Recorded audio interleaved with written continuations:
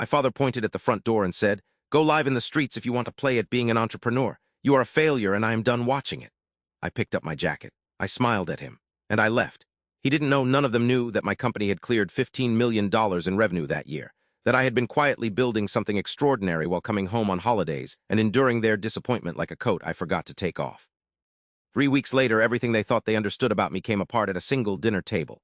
This is the story of the family that decided who I was before I had the chance to show them, and the moment I finally did. My name is Adrian. I'm 32. I started my first business at 24, a software platform for small businesses to manage their inventory and accounting in one place. It was not an overnight success. Nothing real ever is. The first 2 years were brutal. I was working from my apartment, living off savings, convinced every other week that I had made a catastrophic mistake. My family, my parents, and my older sister Didnt had a very specific model of success. Corporate job, steady salary, benefits, promotions, a title that sounded good at dinner parties. Didnt had followed this model perfectly. She worked at a consulting firm, made good money, dressed well, and spoke the language my parents understood. I did not. Every time I came home, I was subjected to what I privately called the comparison. How was Didnt's promotion going? Had I thought about applying to real companies? Was the startup thing still happening? Said with a tone that suggested they hoped it wasn't. I had learned to deflect, to change the subject, to eat quietly and leave early.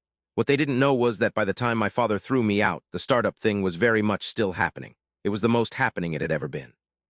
I had come home for my mother's birthday. This was a mistake I have since acknowledged to myself. Dinner started normally.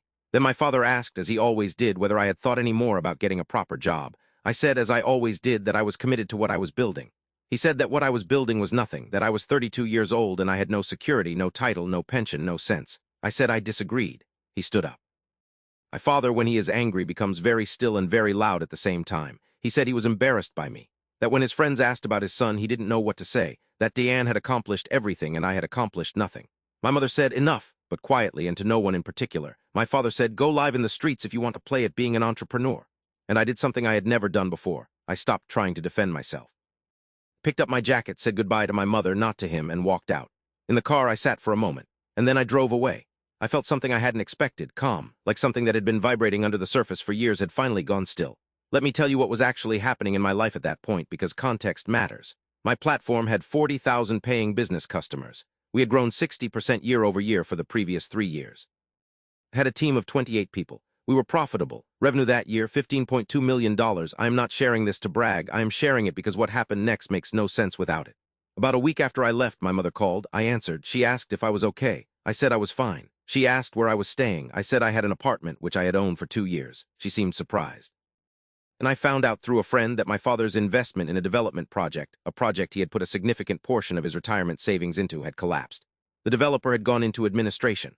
The money was essentially gone. My father had not told my mother. He had not told anyone. I found this out on a Thursday. I had a meeting with my board on Friday, and I made a decision, not out of cruelty, not even out of strategy, really.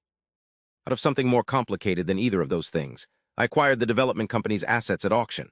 I invited my parents and Didnt to dinner at a restaurant downtown, a good one, the kind with no prices on the menu.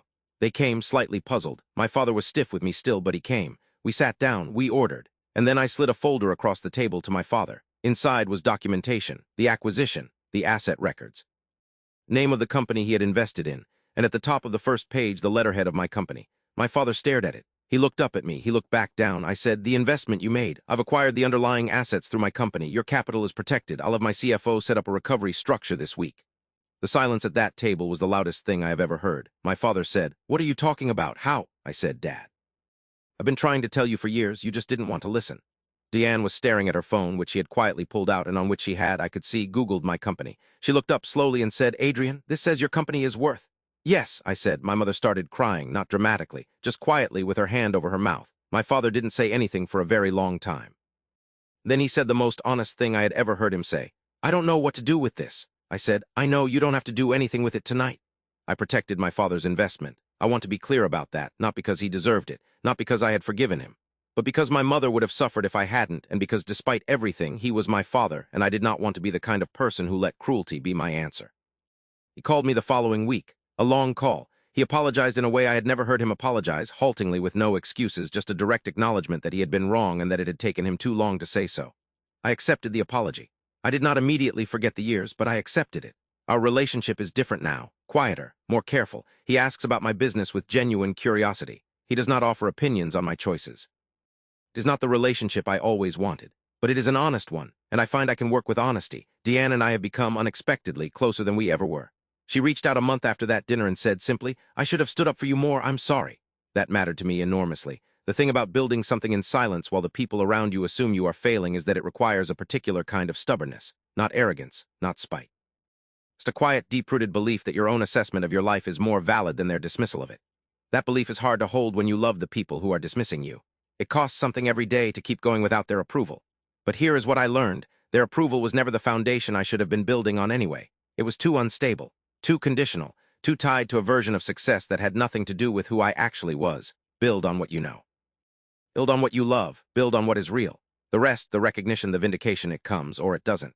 And by the time you're deep enough into building, you realize you've stopped needing it as much as you thought you did. Thank you for spending this time with me on Digital Confessions. Please subscribe and hit the like button if this story meant something to you. Leave me a comment. What is one thing you are building right now that the people around you don't fully believe in? I want to know. Keep building. I'll see you next week.